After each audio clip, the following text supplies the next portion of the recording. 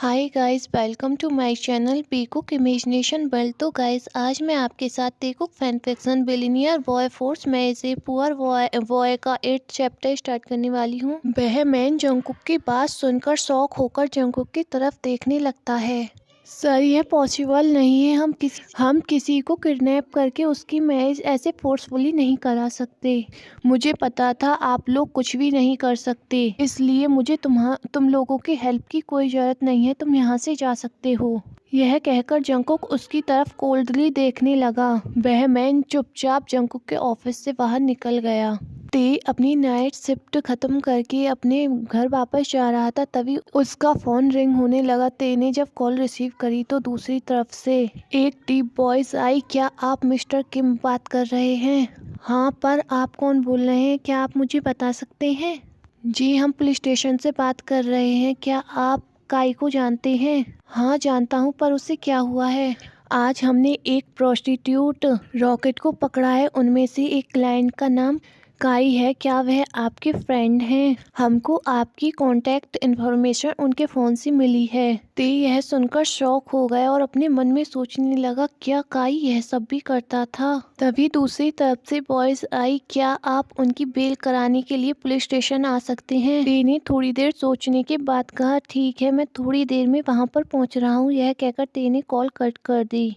वहीं दूसरी तरफ जंगकुक अपने ऑफिस का कुछ वर्क कर रहा था। तभी जंगकुक के पास युंगी की कॉल आई। युंगी, तुमने इतनी नाइट में मेरे पास क्यों कॉल किया है? जंगकुक, तुम जल्दी से पुलिस स्टेशन आ जाओ, तुम्हारे लिए मेरी तरफ से एक सरप्राइज है। युंगी की बात सुनकर जंगकुक ने कोल्ड वॉइस में कहा, मैं वहां आने में इंटरेस्टेड नहीं हूँ। जंगकुक, तुम इतनी कोल्डली मुझसे बात कैसे कर सकते हो? मैं तो तुम्हें बस इसलिए बुला रहा था क्योंकि ते भी पुलिस स्टेशन आने वाला है। यह कहकर युंगी ने कॉल कट कर दी। यह सुनकर जंगकुक जल्दी से अपनी चेयर से उठा और रेडी होकर जल्दी से पुलिस स्टेशन के लिए निकल गया।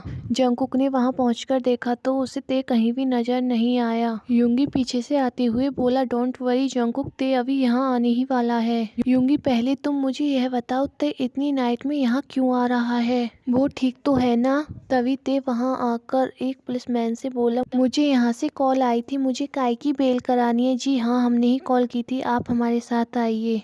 बेल कराने के बाद ते काई के पास पहुंचा। तुम इसे यहाँ से लेके जाओ, यह सेंसलेस हो गया है। ते काई को उठाने की कोशिश कर रहा था। यह देखकर जंगकुक को बहुत ज्यादा गुस्सा आ रहा था, इसलिए जंगकुक जल्दी से ते के पास गया। ते को काई से दूर करते हुए को टाइटली पकड़ लिया। ते, तुम्हें इसके इतनी क्लोज आने की जरूरत नहीं है, मैं इसे उठाने में तुम्हारी हेल्प कर देता हूँ। तुम यहाँ पर क्या कर रहे हो? ते जंगकुक को इतनी नाइट में वहां पर देखकर थोड़ा शॉक हो गया था।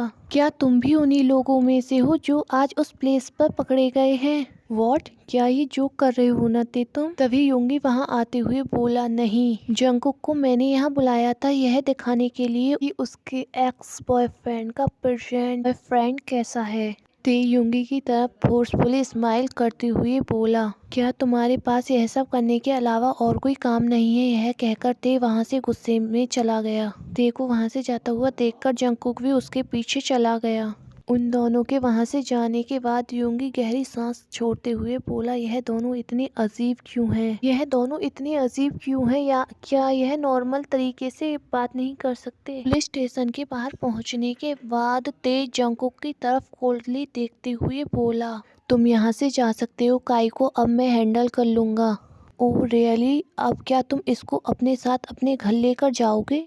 जंगकुक की बात पर ते ने अपना सर इनोसेंटली हाँ में हिलाया।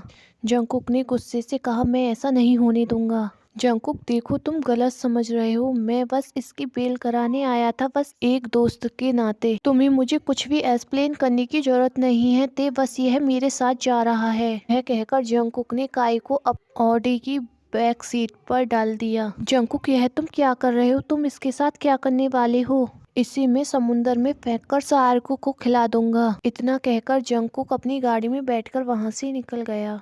ते बस जंगकुक की गाड़ी को जाता हुआ देख रहा था। वह सोच रहा था कि जंगकुक पता नहीं काई के साथ क्या करेगा और उसके पास अब मनी भी नहीं है। वह घर कैसे वापस जाए। उसने सारी मनी अपनी काई की बेल कराने में दे दी। ते यह सोचते हुए ही पैदल ही घर की तरफ जा रहा था। तभी ते के पास एक गाड़ी आकर रुकी। जंगकुक ने अपनी कार का विंडो नीचे की तरफ करते हुए कहा, ते जल्दी से आकर गाड़ी में बैठो। तुम्हें इतनी नाइट में कुछ भी नहीं मिलेगा जिससे तुम अपने घर जा सको। जंगकुक, मुझे तुम पहले यह बताओ कि काई कहाँ है। ते, तुम उसकी चिंता मत करो, उसे मैं पास ही के होटल में छोड़कर आया हूँ। ते ने एक रिलीफ की सांस ली और जंगकुक की गाड़ी में जाकर बैठ गया। ते ने थोड़ी देर चुप रहने के बाद जंगकुक से पूछा, आज जो काई के साथ हुआ था क्या वह सब तुमने उसके साथ कराया था? ते की बात सुनकर जंगकुक के हाथ स्टीयरिंग पर टाइट हो गए। क्या ते, तुमको ऐसा लगता है कि उसके साथ जो कुछ भी हुआ है वह सब मैंने कराया है? अगर तुम्हारी बात नहीं होती तो मैं अब तक उसे इस वर्ल्ड से भेज चुका होता। हाँ चलो, मैंने मान लिया यह सब ठीक है, पर तुमने नहीं तो तुम्हारे उस फ्रेंड ने यह सब किया होगा। ते, क्या तुम्हें ऐसा लगता है कि युंगी इतना फ्री है कि वह यह सब काम करेगा? ते जंगकुक की बात सुनकर शांत हो गया। जंगकुक ने ते के घर पर आकर अपनी गाड़ी रोक दी। ते जल्दी से गाड़ी से उतरकर जंगकुक की तरफ बिना देखे ही घर के अंदर चला गया। ते को वहां से ऐसा जाता हुआ देखकर जंगकुक स्मक करते हुए बोला, ते तुम कितने इनोसेंट हो। इसलिए मैंने 5 साल पहले ही यह डिसाइड कर लिया था कि तुम सिर्फ मेरे हो। इसमें तुम्हारी मर्जी हो या फिर ना हो। नेक्स्ट डे ते अभी भी पीसफुली सो रहा था, तभी उसका फोन रिंग होने लगा। ते ने नींद में ही अपना फोन रिसीव किया। ते जेहूप कॉलेज जा रहा था, तभी रास्ते में उसका एक्सीडेंट हो गया है। उससे हॉस्पिटल लेकर गए हैं, जल्दी से तुम भी वहां पहुंचो। क्या? ते जल्दी से बेड से उठते हुए बोला, जल्दी से हॉस्पिटल पहुंचो, बाकी की बात तुम्हें मैं वहीं पर बताऊंगा। ते जल्दी से रेडी होकर हॉस्पिटल के लिए निकल गया।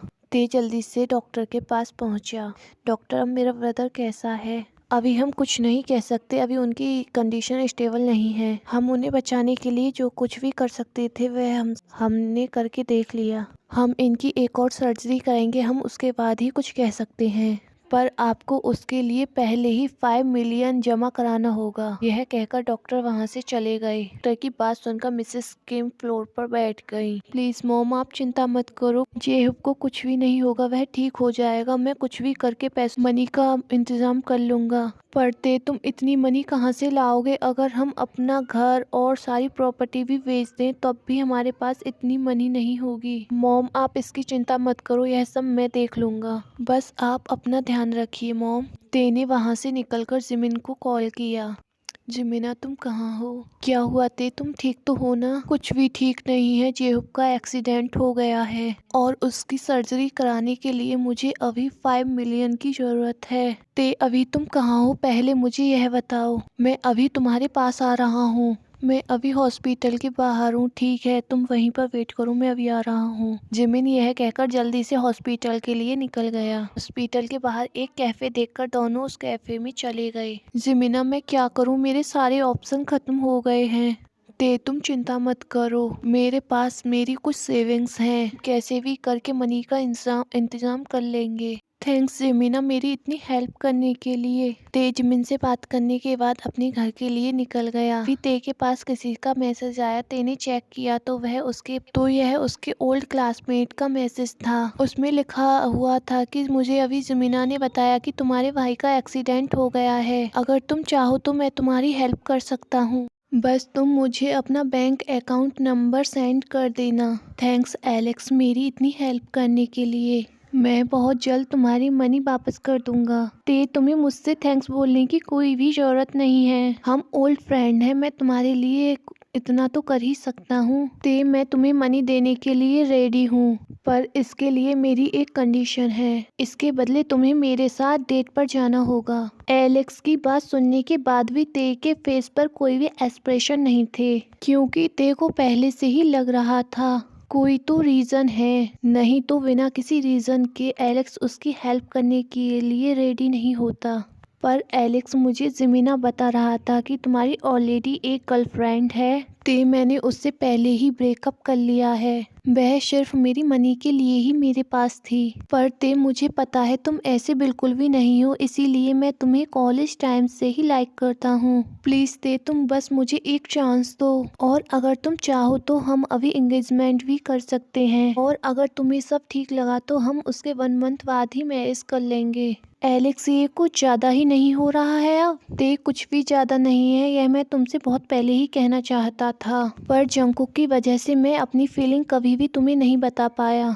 ठीक है, पर मुझे थोड़ा टाइम चाहिए इस बारे में सोचने के लिए, उसके बाद ही मैं तुम्हें कोई जवाब दूंगा। ठीक है, मैं तुम्हारे आंसर का वेट करूंगा। तभी ते के पास जिमिन की कॉल आने लगी। ते ने जल्दी से कॉल पिक की। ते, मुझे अभी पता चला है, क्या एलेक्स ने तुम्हें मैरिज के लिए प्रपोज किया है? हाँ जिमिना, पर क्या हुआ है, तुम इतनी गुस्से में क्यों हो? ते, तुम्हें पता है ना वह गुड पर्सन नहीं है, बस वह तुम्हारी इस कंडीशन का फायदा उठा रहा है, इसलिए तुम उससे जितना हो सके उतना दूर रहो, और जो भी उसने तुमसे कहा है उसे भूल जाओ। ते, क्या तुमने जंकुक से हेल्प लेने के बारे में कुछ सोचा है? जिमिना, यह तुम क्या बोल रहे हो? तुम्हें पता है चाहे कुछ भी हो जाए पर मैं जंकुक से कभी भी हेल्प नहीं लूंगा।